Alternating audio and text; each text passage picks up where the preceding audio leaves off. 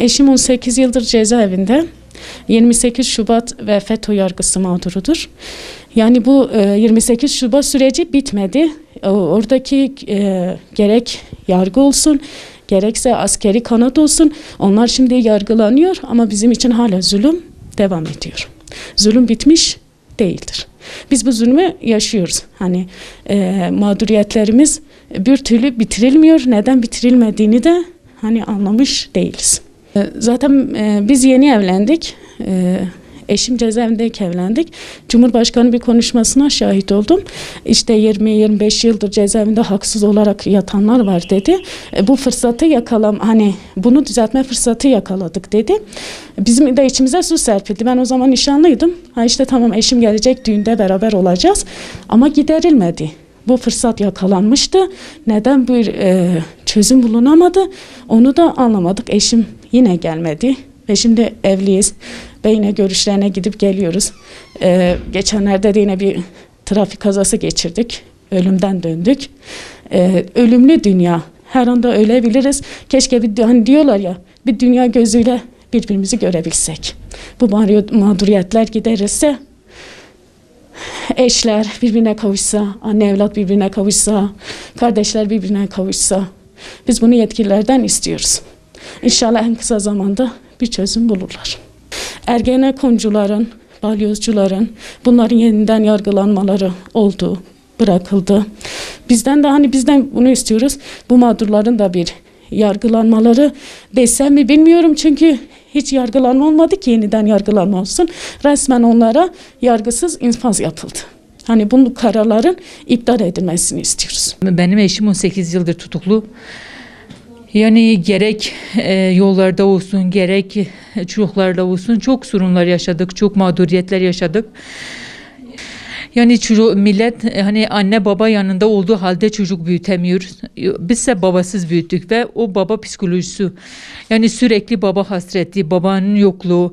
Yani bir çocuk ki babasını hiçbir şekilde, hiçbir anısında babasıyla beraber değil.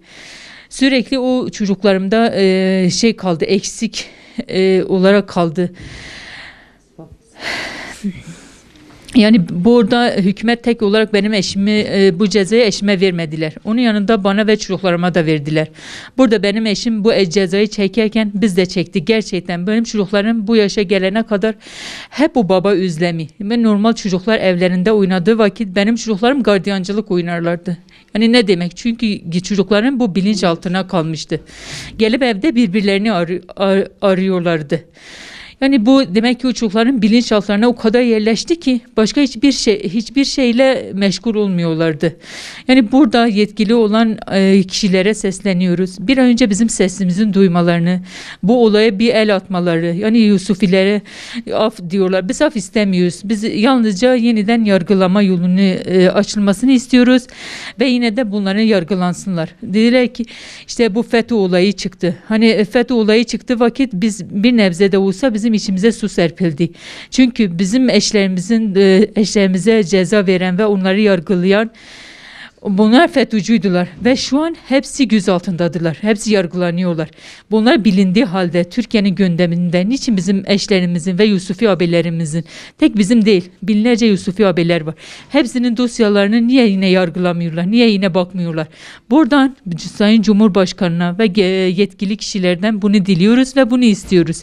Bir an önce gerçekten sesimizin duymalarını ve bu olaya bir el atmalarını. Çünkü biz mağduruz. Biz de Türkiye vatandaşıyız. Biz başka bir ülkenin vatandaşı değiliz. Sayın Cumhurbaşkanı başka ülkelere gidip oradaki mağduriyetleri gideriyor. Oysa önce kendi ülkesine baksın. Kendi ülkesindeki mağduriyetleri gidersin.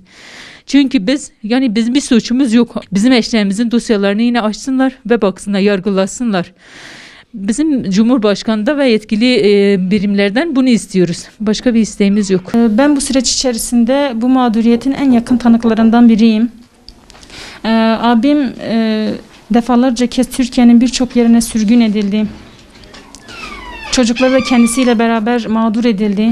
Ben kendim yeğenlerimden örnek verecek olursam, yeğenlerim henüz daha küçük idi babaları tutuklandığı zaman. Ama şu anda gencecik çocuklar oldular ve yaşadıkları bu duruma hiçbir anlam veremiyorlar. Eğer bu ülkede gerçekten Sayın Cumhurbaşkanı her akşam haberlerde işte birlikten, beraberlikten, kardeşlikten, hak ve hukuktan bahsediyor. Eğer bu ülkede gerçekten hak ve hukuk varsa neden bu hak ve hukuk bizim için de tecelli etmiyor? Ben yeğenlerimden dediğim gibi örnek verecek olursam, yeğenlerim bana hala bize babamızı anlatır mısın diyorlar. Çünkü babalarıyla yaşamış oldukları en ufak bir hatıraları dahi yoktur. Oturup onlar çocukluğumuzdan bahsettiğim zaman sanki ilk defa dinliyorlarmış gibi her defasında bir daha istiyorlar. Ve biz bunu gözlerimizle şahit oluyoruz ve bu bizi çok üzüyor. Dediğimiz gibi yani bu çocukların psikolojisinin hesabını kim verecek? Abim cezaevine girdikten sonra bir kız çocuğu dünyaya geldi. Şu anda 1,5 yaşlarında falan. Babasını sürekli fotoğrafta gördüğü için cezaevine gittiği zaman çocuk tuhaf bir psikoloji içerisine giriyor. Camdan babasıyla konuştuğu zaman telefonunu öpüyor. Telefonunu her tarafını öpüyor ve bu şekilde baba hasretini gidermeye çalışıyor. Sürekli şimdi babasını fotoğraftan gördüğü için karşıdan babası konuştuğu zaman çocuk tuhaf bir ruh haliyeti içerisine giriyor. Babam konuşuyor diyor annesine. Babasına hareket ettiğini görünce anne babam konuşuyor diyor. Ben yıllar önce balyoz davasından tutuklu olup ve tahliye edilmiş bir milletvekilinin röportajına şahit oldum. Kendisi 7 yaşındaki çocuğun elini tutarak okula götürdüğünü ve günlerce bunun hayalini kurduğunu söylemişti. Bizim çocuklarımız bunu hiç yaşamadı. Bizim çocuklarımız bırakın babalarını elinden tutup okula götürmelerini, şu ana kadar babalarını evinin içinde gezdiklerine dahi şahit olamamışlar. Babalarıyla bir sofrada oturup yemek yiyememişler. Her çocuğun hakkı olan babalarının gölgesinde büyüme hakkını dahi onlardan almışlar. Bu durumdaki çocukların artık psikolojilerini biz Allah'a havale ediyoruz, bu insanları. Bunların müsebbiplerini ve sebep olanları Allah'a havale ediyoruz. Bu 18-19 yıldır Yakuptaş cezaevinde 19 yaşındaydı. Genç bir baharını yaşamadan cezaevine girmiş. Sayın Cumhurbaşkanımıza, Başbakanımıza rica ediyorum ben. Onlara yani yenide bir yargılamasını istiyoruz.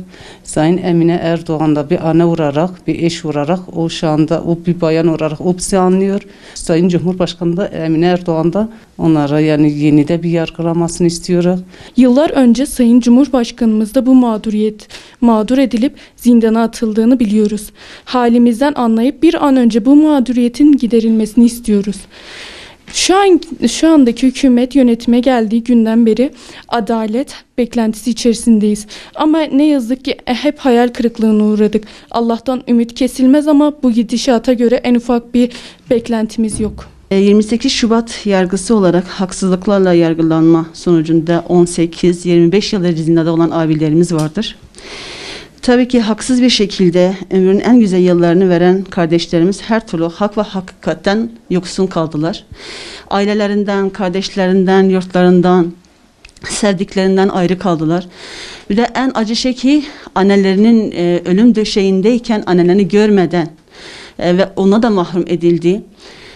Şimdi bir Yusufi ailesi olarak duygularımı ifade etmek gerçekten zordur. Mağduriyetleri gözümle gördüğüm halde buna nasıl ifade edilecek? Çünkü sözlerle ifade edilecek bir durum değil. Ancak yaşamakla bilinir. 18 yıl 25 yıl dile kolay.